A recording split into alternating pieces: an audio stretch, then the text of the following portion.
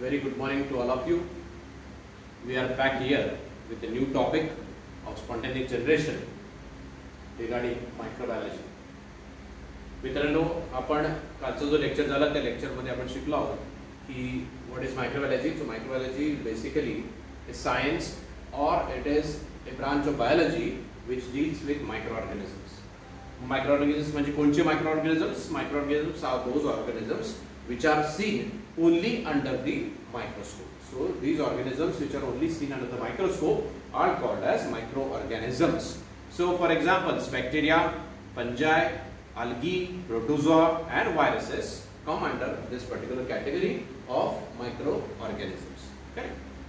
Now, yesterday's part was relevant with something, a very basic part in terms of microbiology.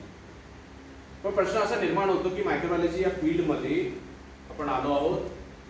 तर या field मध्ये येत असताना what is microbiology we know, but how microbiology was discovered, मायक्रोबायोलॉजीचं invention कसं झालं, how people started working in microbiology, that we need to understand a bit more. त्याचं कारण आहे, कारण इन्व्हेन्शन्स असे एका दिवसात होत नसतात.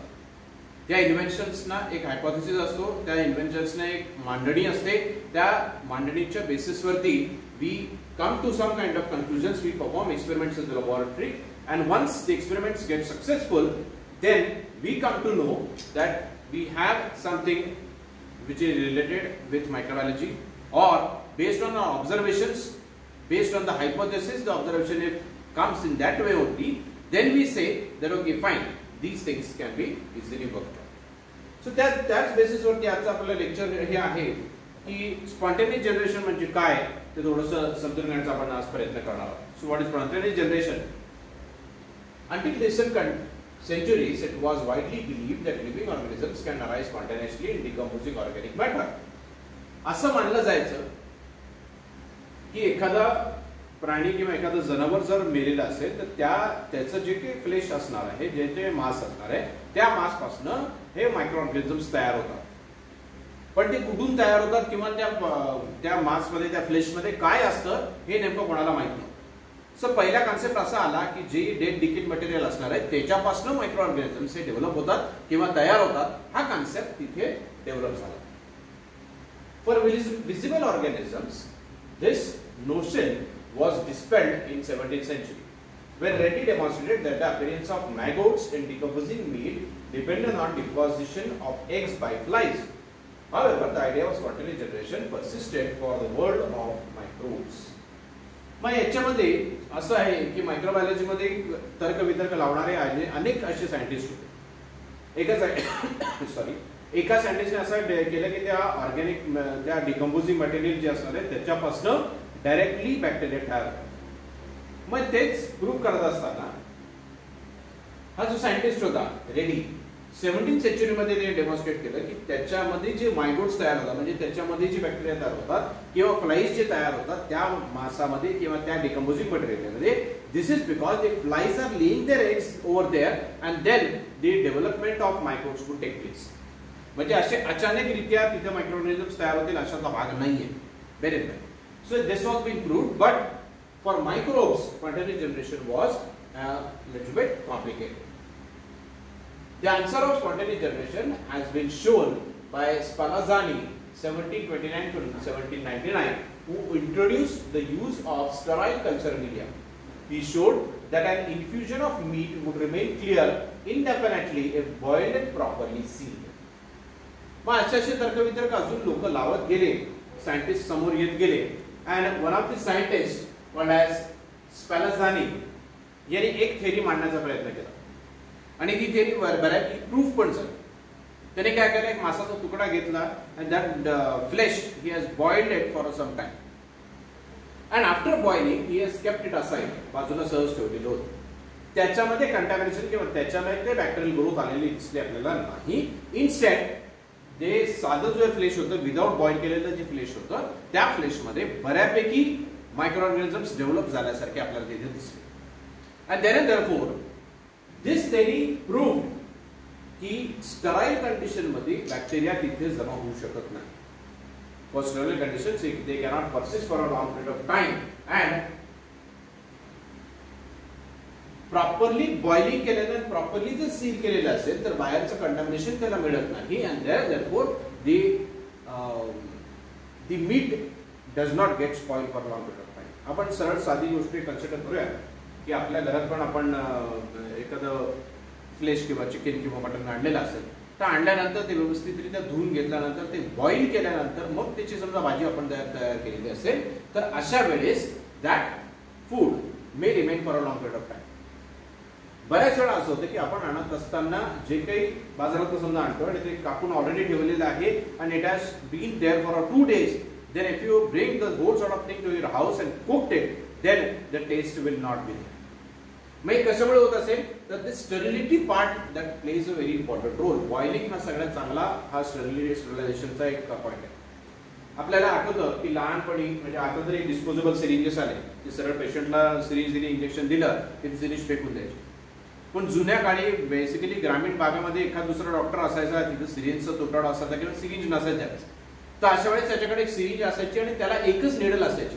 म्हणजे विचार करा की त्यावेळेसचे डॉक्टर एकच निडल 10 पेशंटना पण वापरायचे. पण का वापरायचे आणि कसं वापरायचे हे टेक्निक सगळ्यात महत्त्वाचं. ते एका पेशंटला इंजेक्शन दिल्यानंतर ती निडल तिथनं काढायची आणि ती needle it is been kept inside boiling water. एक पातेलं बाजूला ठेवलेलं असायचं. ते पातेलं कायम गरम पाणी उकळत ठेवलेलं असायचं. त्याच्यामध्ये एक 5 ते 10 मिनिटं ती निडल टाकायची. ह्याचं कारण काय होतं?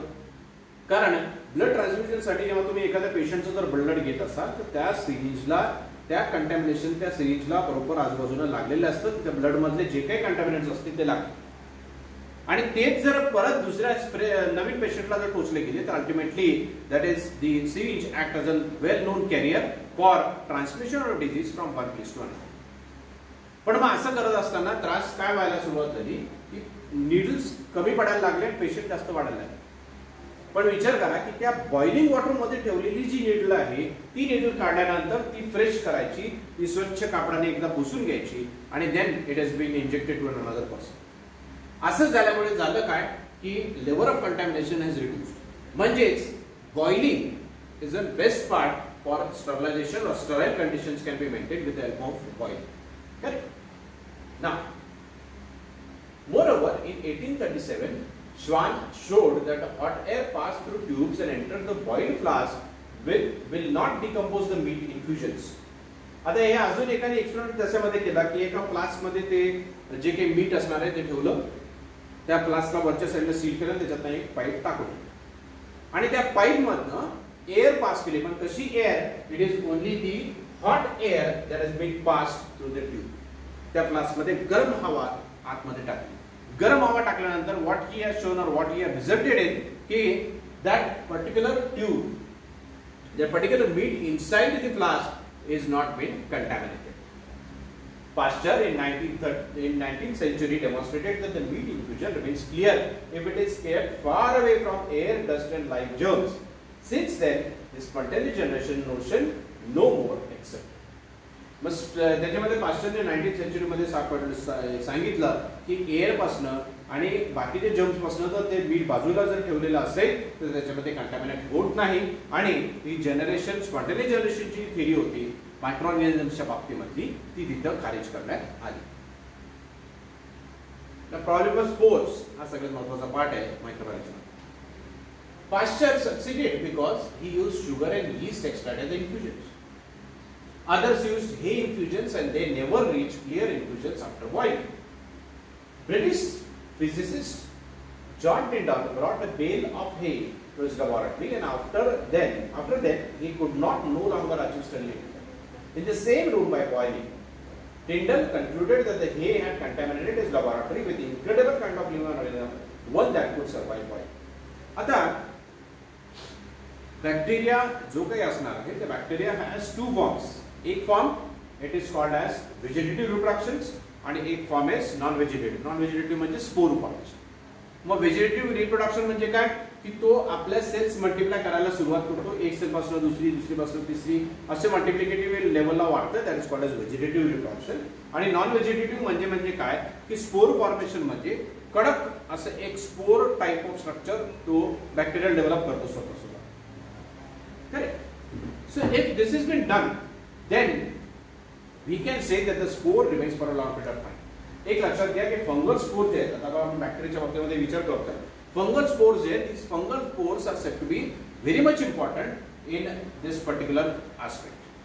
आणि ह्या फंगल स्पोर्स जेव्हाही असणार आहे, ते fungal spores they are highly resistant to that particular environment. त्या एन्व्हायरमेंटमध्ये ते इतके रेजिस्ट करू शकतात की त्याला तुम्ही बॉइलिंग वॉटरमध्ये टाका किंवा स्टीम अंडर प्रेशर ऑटोक्लेव्हमध्ये टाका, तरीही ते डिस्ट्रॉय होत नाही. This is very very very tough in their structure. स्पोरचं स्ट्रक्चर आपल्याला डिटेलमध्ये येणारच आहे, but spore is very tough in every situation. पण टिंडलनी ते टाकलेलं, टिंडलच्या एकाच्यामध्ये काय बेल ऑफ हे आणलेलं होतं, म्हणजे असं वाळलेलं एखादं गवत आणलेलं होतं त्यांनी, आणि त्यांनी ते गवत बॉइलिंग वॉटरमध्ये टाकल्यानंतर पण त्याच्यातनं कंटॅमिनेशन जायला तयार नव्हतं. म्हणजे मागची जी काही थेअरी होती आपल्या पाश्चरची आणि बाकी इतर सायंटिस्टची, त्या थेअरीला टिंडलला थोडासा डाऊट यायला लागला की तुम्ही जसं म्हणताय की असं बाजूला ठेवलं तर किंवा हॉट एअर पास केली तर किंवा स्टराईल केलं तर त्याच्यातनं कंटॅमिनेशन निघेल, पण या बे ऑफ हे मधनं हे पर्टिक्युलर कंटॅमिनेशन निघायला तयार नव्हतं. मग लक्षात आलं की हे कंटॅमिनेशन कशामुळे होतं, तर that is an incredible kind of living organisms, one that could survive boiling, आणि यालाच आपण त्यांनी स्पोर म्हटलेलं आहे. स्पोर्स म्हणजे स्पोर्स खूपच रेजिस्टंट असतात, they can remain for a long period of time and they can survive for a long period of time. काही वेळ झाल्यानंतर ते स्पोरचं परत व्हेजिटेटिव्ह रूपांतर पण होऊ शकतं. In the same year, 1877, Ferdinand Cohen demonstrated that resistant forms as small reflectile endospores has shown that they were stages in the life cycle of Bacillus subtilis. Then after autoclaving, sterilization by heat and moisture under pressure showed to be killing spores. म्हणजे हे लक्षात ठेवायला आलं की Ferdinand कोहेननी त्यांची resistant form small रिफ्लेक्टाईल endospore, छोट्या प्रमाणामध्ये endospore development तिथे झालेली होती, आणि ती एंडोस्पोर डेव्हलपमेंट झाल्यानंतर बॅसिलस सबटिलिस हा जो ऑर्गॅनिझम आहे याचे ते स्पोर्स डेव्हलप तिथे झाले होते असं त्याच्या लक्षात आलं. And these spores that are been form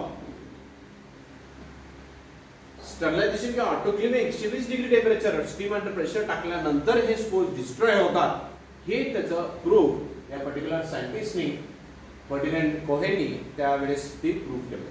मित्रांनो लक्षात घ्या की स्पोर फॉर्म ही जी काही मेथड आहे किंवा जी काही अडॅप्टेबिलिटी आहे बॅक्टेरियाची, ही कशासाठी असते, फॉर इट्स ओन सर्व्हायव्हल.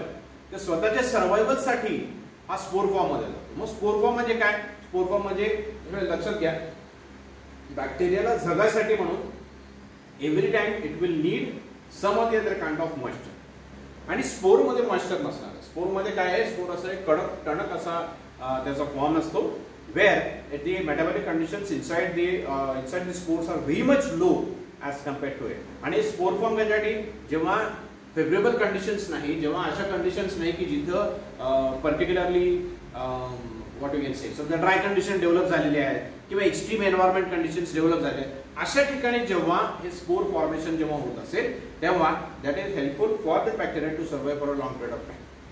म्हणजे दुष्काळात आपण जसं करतो किंवा पाणी वाचवा, आपण उन्हाळ्यामध्ये जास्त बाहेर नका फिरू, आपण घरामध्ये थोडंसं कूलर लावून घरामध्येच बसून राहा, हे कशासाठी करतो, the environment conditions are change. Similarly the bacteria work in the same manner and because of this the survival of the bacteria prolongs for a long period of time. In the 20th century, biological studies of microbes showed that there are different kinds of microbes which found different ecological niches and have different actions. Microbiology then divided into 3 groups of microbes responsible for fermentation, disease of animals and plants, and cycling of organic matter. मग 20व्या शतकामध्ये जेव्हा मायक्रोबायोलॉजीचं invention झालं तेव्हा असं करण्यात आलं की बाबा मायक्रो ऑर्गॅनिझम्स सगळीकडे आहेत, but there is some kind of variety of microorganisms that are been present. मग हे मायक्रो ऑर्गॅनिझम्स कुठे कुठे असतात, तर मायक्रो ऑर्गॅनिझम्स सगळीकडे आहेत. जसं मी तुम्हाला म्हटलं, आपल्या हातावरती इथे बॅक्टेरिया आहेत, आपल्या डोळ्यावरती बॅक्टेरिया आहेत, आपल्या तोंडामध्ये बॅक्टेरिया, आपल्या पोटामध्ये बॅक्टेरिया आहेत, एन्व्हायरमेंटमध्ये बॅक्टेरिया आहेत, या सरफेस लेवलला इथे बॅक्टेरिया प्रेझेंट आहे. So this is one condition की हे सगळे एका प्रकारचे आहेत. पण इथून जमलं तर काश्मीरमध्ये जर गेलो आपण तर तिथे बॅक्टेरिया वेगळे आहेत, त्यांचं सर्व्हायव्हल मेकॅनिझम वेगळं आहे. लोणार लेक आपल्या जवळ आहे इथं बुलढाणा डिस्ट्रिक्टमध्ये, तिथे गेलं तर तिथं पीएच अल्कलाइन पीएच आहे. त्या अल्कलाइन पीएच मध्ये राहणारे the bacteria are totally different from what the normal bacteria that we see over here. Then if we go with hot water springs where the sulfur content is very much high, at that place also there will be a very vast difference in the structural integrity, in the metabolic integrity, in the enzymes and in the habitat of that particular environment as compared to normal habitat which you can generally see in fresh water in a normal sense. Secondly, in desert conditions where there are extreme hot conditions, at that place also the bacteria are surviving. Sea is one of the best parts, seas and oceans. It contains a higher amount of salts, but still the bacteria which are present over there are surviving for a long period of time as they are habitualized to that particular environment. Now, सगळे organisms वेगवेगळे आहेत असं कळल्यानंतर then we came to know that the organisms or the microorganisms have been divided into three types. One, which are being used for fermentation.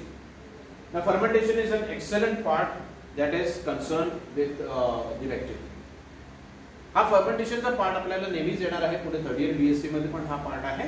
We are going to see this part as well. So this fermentation part comes in way like these organisms, they degrade the complex organic matter into simpler form and they generate certain kind of products from that particular fermentations. You provide a substrate, the organisms will work on that enzymes and that enzyme will be helpful for degrading those organic matters in simple forms and these simple forms will be helpful for our own survival. For example, citric acid आहे, antibiotics आहे, as a sauerkraut आहे, curd आहे, हे वेगवेगळे जे काही फर्मेंटेशनच्या process आहेत, these all have been conducted by microorganisms. So एक क्लास मायक्रोऑर्गॅनिझमचा किंवा बॅक्टेरियाचा आपण वेगळा केला की ज्याच्यामध्ये those are only used for fermentation processes. Secondly, for diseases in man, of course, जसं आपण मागच्या लेक्चरला बघितलेलं असेल की 3% pathogenic organisms आहेत, but these 3% of microorganisms which are present are said to be very much deadly or are said to be organisms which are purely infectious, purely pathogenic.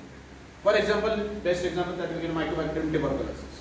TB चा साधा सुद्धा असा छान गरीब असा bacteria. But once it goes and deposits in your lungs, this infection is said to be very much deadly.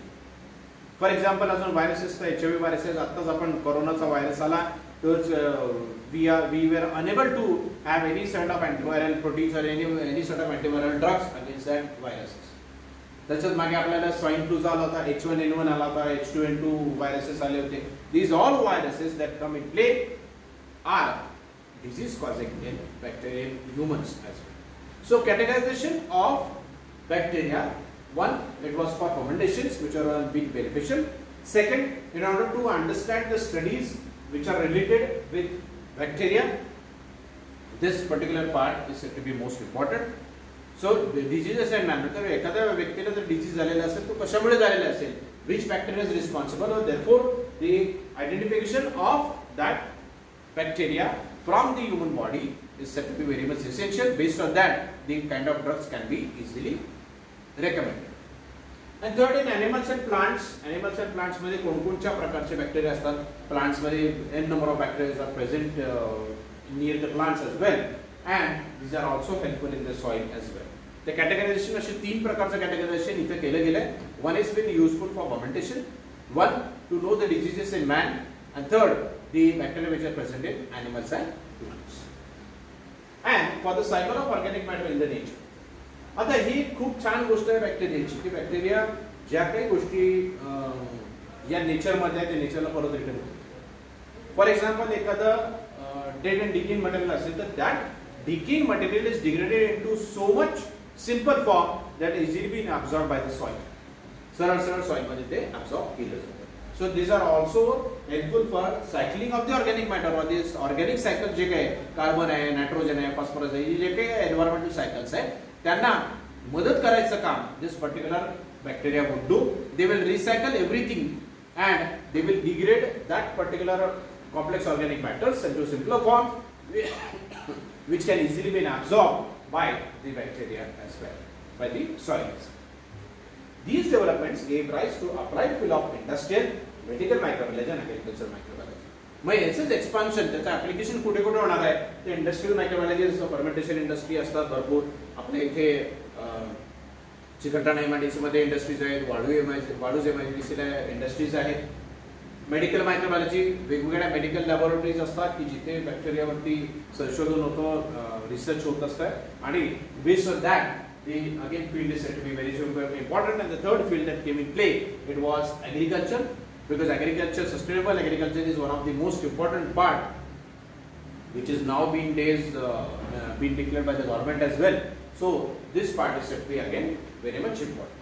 So these three fields of industrial, medical microbiology and agriculture microbiology has been extensively utilized in terms of microbes and the application of microbes. हे काय आहे? application आहे. Because of this application, you will be able to understand the particular terms of microbiology as well. Now, the role of microbiology in fermentation. Fermentation मध्ये काय होतं? The study of fermentation came early and start by use of fermentation in the preserving food through accumulation of lactic acids. Lactic acid acts as one of the best source for this particular part. Soured milk, cheese and silage, these are all being conducted or all being developed by this particular point.